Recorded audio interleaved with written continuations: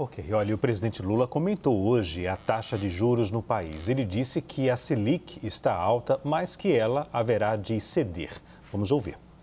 E eu estou muito feliz, porque a economia está razoável, a taxa de juros ainda é a mais alta, mas ela haverá de ceder. Nós temos a inflação controlada, nós temos a massa salarial crescendo, nós temos o emprego crescendo, nós temos leis para proteger os empreendedores individuais, o pequeno e médio empresário, tudo já está feito.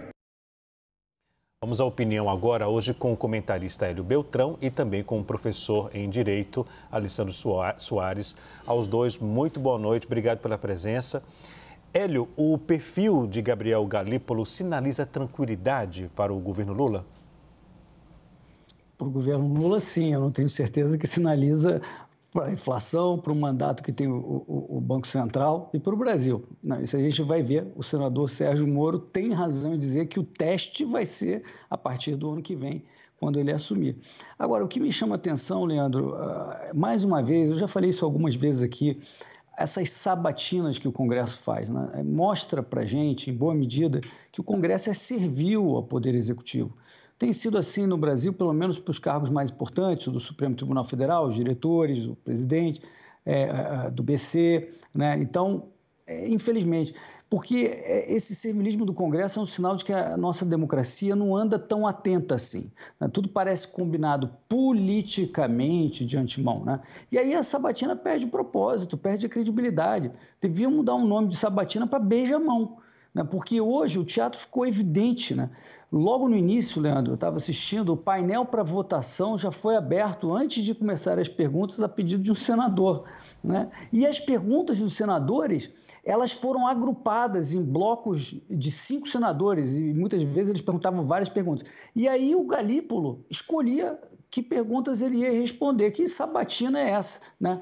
As sabatinas, elas tinham que ser um processo público de questionamento, né, para a obtenção das visões da pessoa, das opiniões, das intenções, avaliação da competência da pessoa, avaliação dos conflitos de interesse que podem estar ali. Nos Estados Unidos, a gente sabe, né, as sabatinas costumam ser bem longas, repletas de perguntas muito difíceis, na verdade. Quanto ao conteúdo da sabatina, Leandro, o Galípolo deu algumas dicas de que ele pode sim se tornar servil ao governo Lula. Ele disse o seguinte: olha, toda vez que me foi concedida a oportunidade de encontrar o presidente Lula, eu escutei de forma enfática e clara a garantia da liberdade na tomada de decisões e que o desempenho da função deve ser orientado exclusivamente pelo compromisso com o povo brasileiro, que cada ação e decisão deve unicamente ao interesse do bem-estar do brasileiro. Mas olha só, obviamente o Lula não tem que garantir nem deixar de garantir nada, porque não cabe ao presidente garantir ou não. O Lula, enquanto presidente da República, ele pode indicar um nome para o BC que ele fez, mais nada. O que garante a liberdade de decisões não é o Lula, né? É o fato de que tem uma lei formal, onde o Banco Central é autônomo, né? A Lei 179 de 2001, lei complementar, que estabeleceu a autonomia técnica, operacional, administrativa, financeira do BC. Então, vejam uma preocupação. O Galípolo disse também o seguinte: não é porque o BC é independente que a gente vai virar as costas para as demandas do governo democraticamente eleito. É um perigo essa frase. O presidente do BC não tem que atender demandas do governo, tem que cumprir o seu mandato, de acordo com a lei.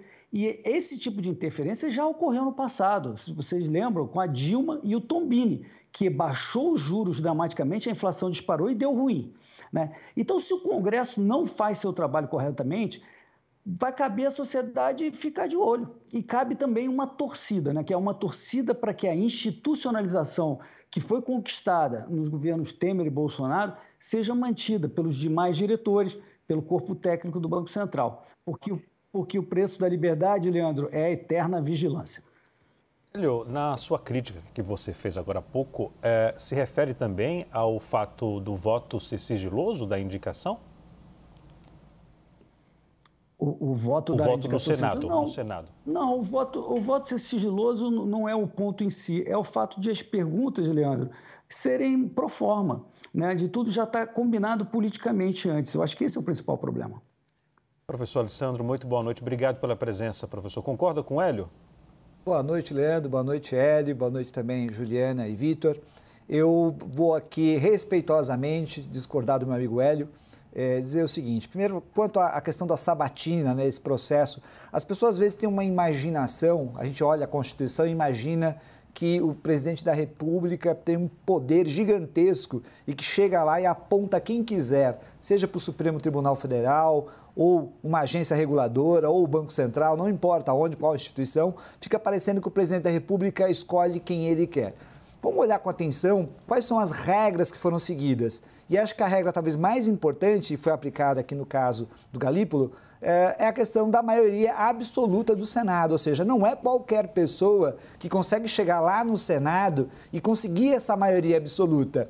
Aliás, o Hélio citou os Estados Unidos, é importante lembrar que algumas votações nos Estados Unidos é maioria simples, o que faz com que lá seja muito acirrado a questão da linhagem política, porque tende a uma espécie de radicalização, uma aspas bem grande aqui. E no caso do Brasil, você precisa convencer o maior número possível, porque veja, só o partido que apoia o governo não consegue fazer isso. Você precisa amplificar isso, fazer um diálogo muito amplo, por isso que o Galípolo aí foi muito bem, porque ele teve que fazer uma articulação política, isso que o Hélio viu como algo negativo, que é uma articulação anterior, eu vejo como algo positivo. Porque, veja, você precisa montar um diálogo muito grande no Senado para chegar ali com calma e ter uma maioria absoluta. Portanto, teve uma articulação política preparatória. Mais do que isso, o seu nome, antes de você sentar ali em qualquer sabatina, o seu nome já passou por muitas, vamos dizer assim, sabatinas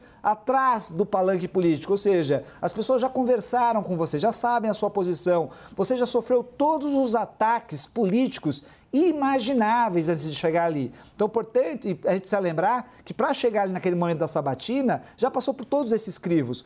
Pode ter certeza, se algum outro nome, e a gente pode, de novo aqui, eu posso citar Supremo Tribunal Federal, indicações para tribunais ou qualquer outra indicação, se a pessoa passa pelo crivo do Senado Federal, significa basicamente que provavelmente pode ter ocorrido que muitas pessoas não passaram, que elas foram bloqueadas antes. E por óbvio, o presidente da República não vai enviar o nome dessas pessoas para o Senado Federal. Essa pessoa nem chega a sentar ali para fazer uma sabatina e para fazer um diálogo institucional. Ela não chega nem perto disso. É que a gente acaba não sabendo disso, né? E não imagina que isso aconteça, ou seja, que alguns nomes às vezes surjam, apareçam, né, no debate público para indicações políticas do presidente, mas acabem ali no meio do caminho, não vingam, né?